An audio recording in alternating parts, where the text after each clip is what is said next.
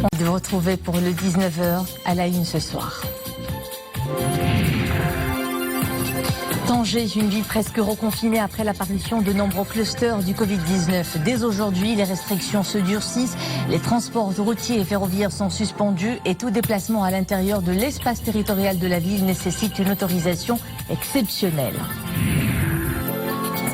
Factures salées d'eau et d'électricité pour les clients résidant à Rabat, Tanger et Casablanca. Durant les 3 mois de confinement, les factures étaient basées sur des estimations. Éclairage dans ce journal. Bien-être et zénatitude, c'est la promesse tenue de la discipline de l'aïkido, un art martial du pays du soleil levant qui compte plusieurs adeptes au Maroc. La pratique séduit par des valeurs nobles transmises de maître à élève.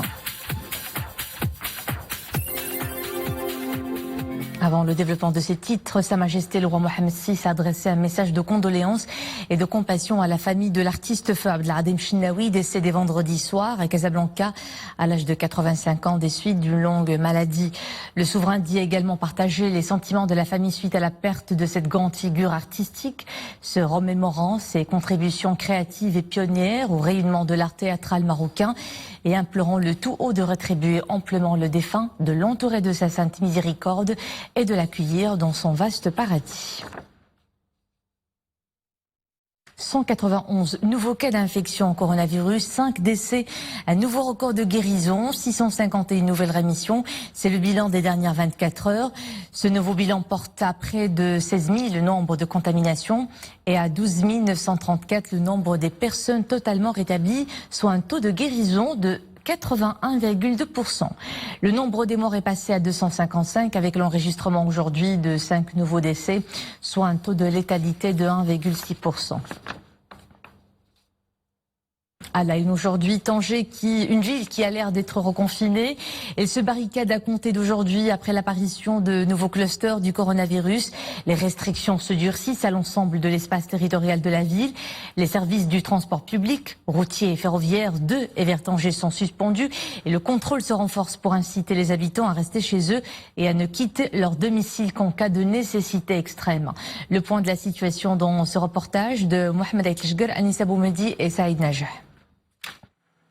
Ce jeune motocycliste est livreur et pour sa première course de la journée, il se retrouve face à une nouvelle réalité. C'est quadrillé avec des barrages partout dans la ville, on dirait un nouveau confinement. D'énormes pavés bloquent les accès à certaines zones suite à l'apparition de nouveaux clusters. La totalité de l'espace territorial de la ville est depuis midi soumise à des restrictions de déplacement.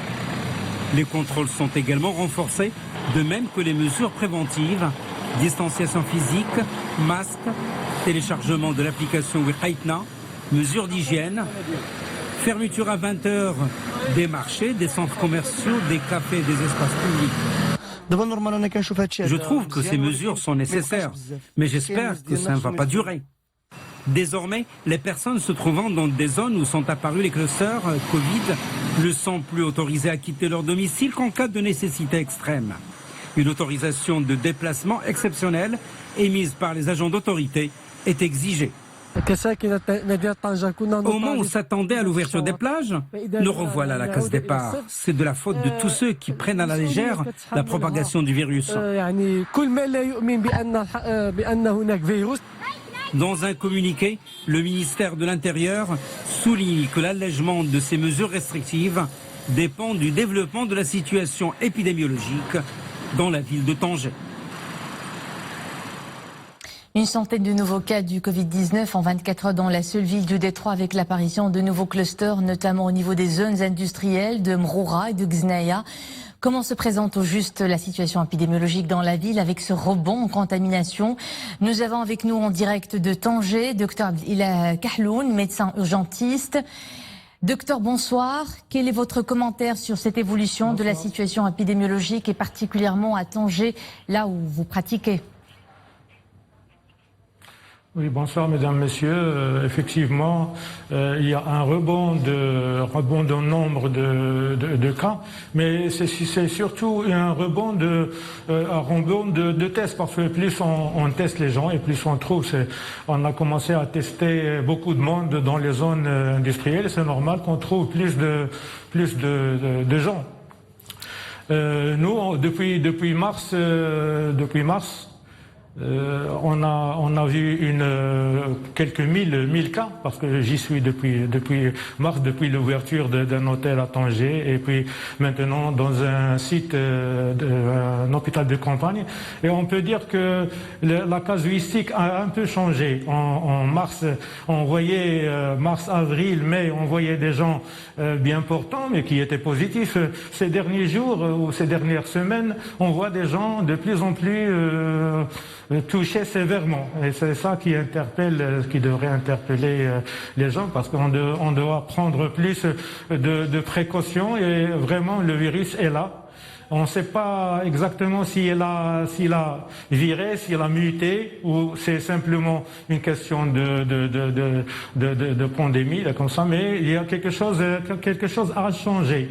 Quelque chose a changé dans la façon de contamination des gens, de la façon dont les gens présentent la maladie. Il y a plus de signes, plus de symptomatologie, surtout chez les gens qui sont polypathologiques, mais aussi des gens qui n'ont rien, qui sont des jeunes, de la trentaine, et qui s'aggravent subitement. Alors donc, vraiment, justement, docteur, j'en profite pour vous demander un petit peu, vous poser la question sur la situation au niveau des salles de réanimation à Tanger. Combien de cas graves sont sous respiration artificielle ou assistée, justement par rapport à leur tranche d'âge, ou alors à d'autres facteurs de risque?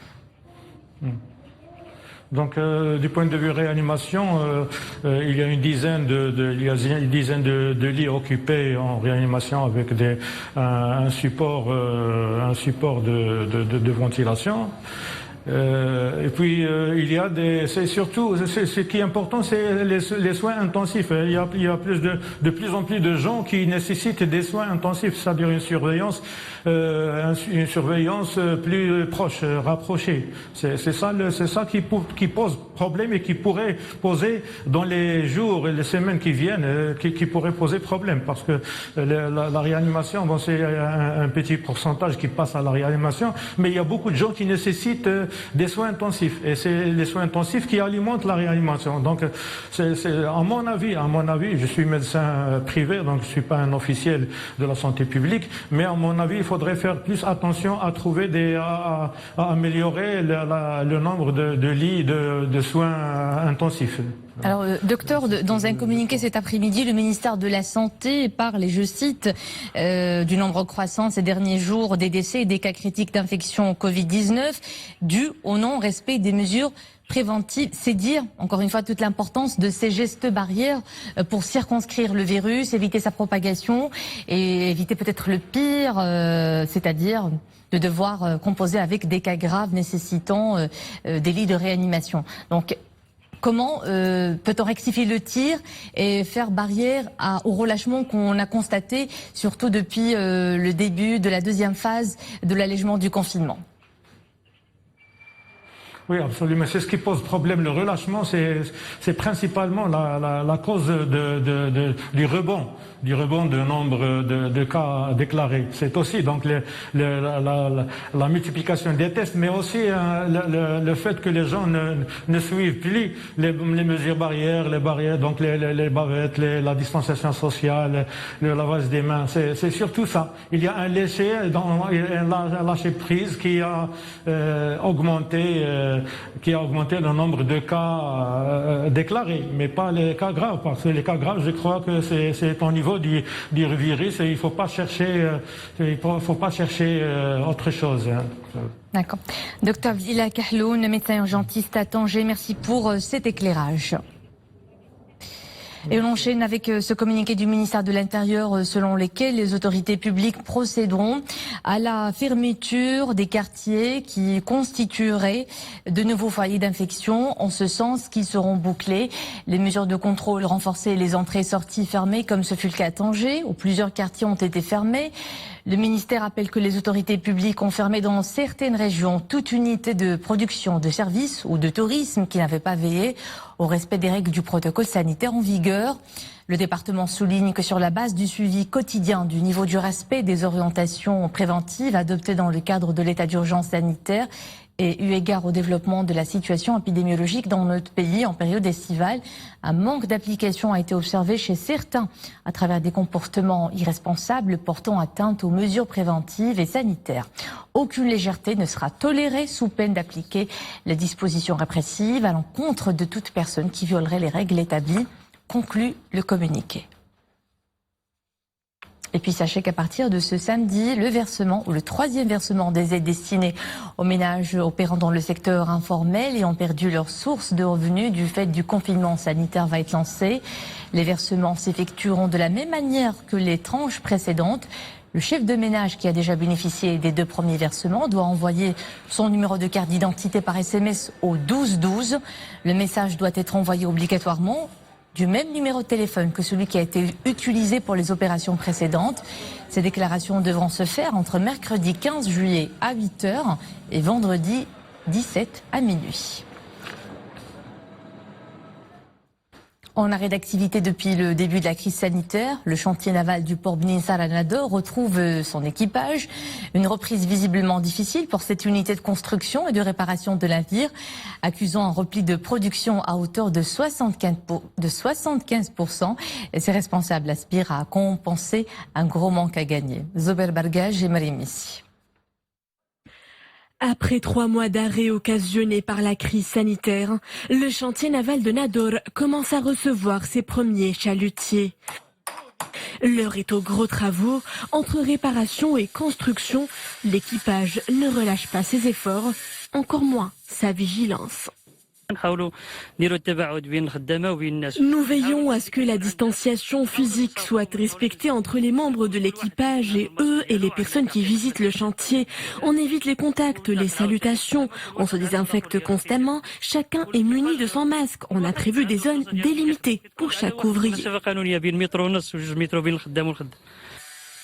Mais la reprise s'avère en demi-teinte dans ce chantier naval. Sa production peine à retrouver des couleurs. Seules quelques timides livraisons ont été écoulées au gré de la demande. Notre production a connu un repli de 75%. La rémunération de notre personnel sera difficile, surtout à l'approche de la fête du sacrifice.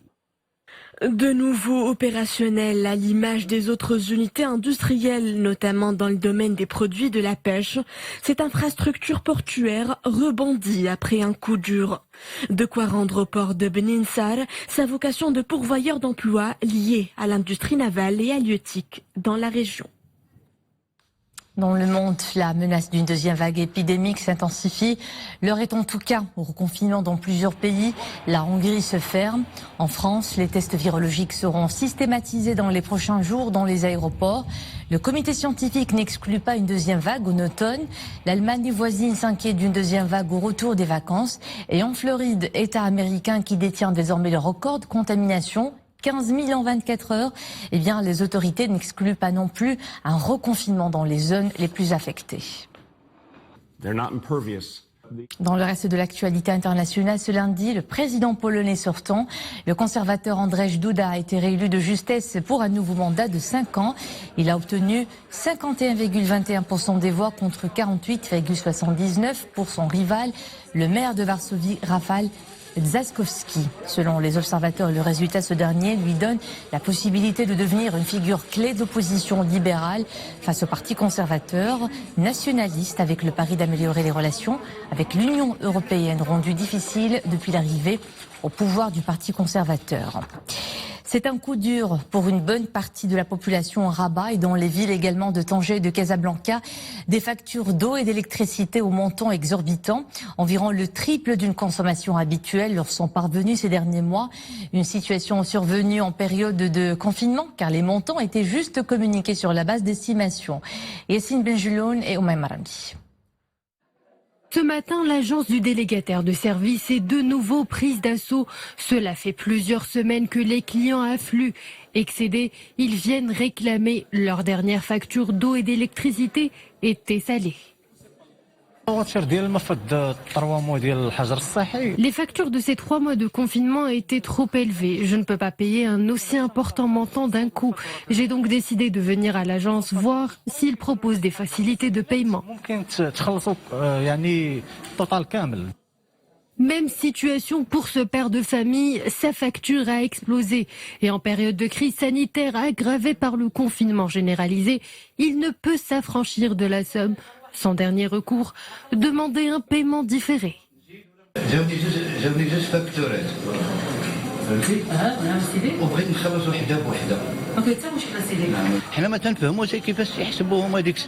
Nous ne comprenons pas comment Redal calcule les factures et encore moins comment s'effectue la lecture de la consommation affichée par les compteurs. Alors, pour lever le voile sur tout cela, je me suis rendue à l'agence, on m'a promis des facilités de paiement. Le montant est très élevé. Visiblement, les protestations fusent, mais dans les agences, cette hausse s'explique par l'arrêt des opérations de lecture des compteurs. Depuis le 23 mars, nous avons opté pour un calcul estimatif. Pour les premiers mois du confinement, nous nous sommes basés sur les factures de la même période pour les années 2018 et 2019 pour donner une moyenne de consommation. Et depuis juin, nous avons repris les opérations de lecture des compteurs. Naturellement, nous avons pris en compte les premiers mois du confinement. Pendant toute cette période, les gens étaient confinés. Leur consommation a donc augmenté, d'où la hausse des factures. Et pour alléger la pression sur les clients en cette période critique, Redal met à disposition des clients une série de facilités de paiement ainsi qu'une cellule de réclamation. Les couleurs du ciel à présent, il fait toujours chaud en ce début de semaine. Ce temps caniculaire persiste demain encore sur les plaines intérieures, le sud-est et le sud. Les maximales seront de 42 à 46 degrés sur l'est des provinces du sud. L'extrême sud-est est de 38 à 42 sur le sud du Sousse, le sud-est, le Seis, les plateaux de phosphate et les plaines à l'ouest de l'Atlas. Le temps se rafraîchit un peu sur le Rif oriental avec des valeurs de 35 à 40. Elles sont de 33 à 37 sur les plaines atlantiques et de 24 à 32 degrés sur les reliefs de l'Atlas et près des côtes. Il reste tout juste 2 semaines pour Eid al-Adha et pour que le rituel du sacrifice se passe dans les meilleures conditions. L'opération d'identification des ovins et des caprins lancée le 22 avril dernier a ciblé plus de 7,2 millions de têtes. L'opération prendra fin après-demain mercredi avec plus de 8 millions de têtes identifiées attendues. Les services vétérinaires de l'ONSA ont enregistré 242 000 unités d'élevage et d'engraissement des ovins et des caprins. À chaque saison estivale, un danger récurrent guette les jeunes baigneurs, c'est la plongée dans les zones interdites à la baignade. Parmi ces zones, la plage du port d'El Jadida, où les enfants bravent parfois le danger, au risque de leur vie, pour le plaisir de se rafraîchir. Nisra El Hamdaoui. Un petit salto arrière raté dans le port d'El Jadida et vous voilà transféré aux urgences pour une fracture ou pour un accident plus grave. Le plongeon du haut de la digue de ce port n'est pas en danger. Cette affiche le confirme. L'interdiction de baignade y est même écrite noir sur blanc. Et pourtant, rien ne semble décourager ces baigneurs insouciants de franchir le seau. Nous aimons beaucoup plonger à proximité de la digue. Je préfère ce coin car il n'y a pas de sable. Cela fait des années que nous venons plonger dans cet endroit. Il faut savoir que l'interdiction de baignade ici est très récente. Les plus vulnérables sont les enfants. Agiles et moins rodés à ce genre de manœuvre, ils foncent et plongent à tour de rôle, histoire de montrer leur courage, parfois au péril de leur vie. À El Jadida, nous ne manquons pas de plage, mais nous préférons quand même nous rendre ici car l'eau est profonde. Certes, la baignade y est prohibée, mais nous continuons à braver cette interdiction car nous éprouvons un énorme plaisir à venir y piquer une tête. Il existe ici différents endroits où plonger, mais des fois, les enfants qui ne connaissent pas le lieu peuvent encourir un grand risque. Les jeunes qui ne sont pas habitués à plonger de la digue risquent gros. Ils peuvent heurter un rocher, se fracturer le bras ou la jambe, ou plonger et se retrouver à plat ventre au contact de l'eau. Vous savez, les vagues dérangent un peu les enfants lors de leur baignade. Voilà pourquoi ils préfèrent se baigner dans cet endroit qui s'apparente à une grande piscine, mais qui n'est pas surveillé. Malgré l'interdiction de baignade par les autorités, ce coin demeure très fréquenté par les jeunes jdidi. Pour empêcher tous ces baigneurs de s'adonner à cette pratique périlleuse, reste une seule option, restreindre l'accès à cette zone portuaire. Il fait partie des arts martiaux et compte de plus en plus d'adeptes parmi les plus jeunes ces dernières années au Maroc. L'aïkido est beaucoup plus qu'un sport, c'est un art de vivre qui vous promet zen attitude, bien-être et surtout self-défense. Des valeurs transmises de maître à élève, la pratique ne se limite pas aux salles de sport et se fait aussi dans des espaces grandeur nature comme les plages. C'est un reportage à Darbouazza dans la banlieue de Casablanca de Mohamed Laroui, Aziz Angmar et Dominique Orlando. Il n'est pas tout à fait 8 heures du matin, mais déjà le groupe constitué d'une vingtaine de personnes est présent au grand complet sur la plage de Tamaris. On imagine que cette ponctualité n'est pas tout à fait étrangère à toutes ces semaines de confinement qui ont précédé. Il passait ses nerfs un peu à faire de l'aïkido au cours de l'année, mais là pendant le confinement c'était stress à la maison. Qu'est-ce que vous pensez que ça lui procure? Qu'est-ce que ça lui apporte ce sport? Mon fils est asthmatique. Et depuis qu'il fait de l'aïkido, depuis 2 ans, ça s'est amélioré. Il ne prend vraiment plus de traitement ni rien du tout. Ça détend le corps et en plus, ça m'a manqué avec ce confinement. Oui. Et avec, ça fait changer les idées, ça met de l'ordre dans les idées et c'est un art de vivre. À la différence de tous les autres arts martiaux, l'aïkido n'est pas un sport d'attaque, il utilise plutôt la force de l'adversaire pour le contrecarrer et ainsi appliquer à la lettre le principe de légitime défense. Les aïkidokas sont les gens les plus patients. Donc vous trouvez ça, surtout ceux qui sont les plus gradés, c'est les gens les plus patients au monde. On neutralise, on ne sommes pas agressifs, donc on neutralise l'agressivité de l'attaque. Et les bienfaits de l'aïkido sont multiples, ils permettent de développer en particulier la souplesse, la réactivité et la concentration. Personnellement, ça a changé ma vie, parce que je m'entraîne depuis 6 ans, 56 ans comme ça, et vraiment ça a changé ma vie. Oui, ça m'a aidé à se concentrer dans mon travail, dans mes études, tout le monde. Parce que je fais la médecine et c'est vraiment ça nécessite un peu de courage et tout. La semaine dernière, vous étiez à Bouskoura, cette fois-ci vous êtes au bord de la mer. C'est intéressant de changer d'endroit ? La nature, il faut prendre la force de la nature. Dans la forêt, il y a les arbres, ici, il y a la mer. Créé au Japon il y a moins d'un siècle, l'aïkido n'a jamais eu pour intention première la destruction de l'autre. On pourrait plutôt l'assimiler à une véritable science philosophique qui permettrait une reconstruction permanente de soi-même. Et c'était le mot de fin de cette édition. Merci à vous de nous suivre. L'info de retour à 21h en compagnie de Mohamed Al-Avidi. Au plaisir de vous retrouver demain.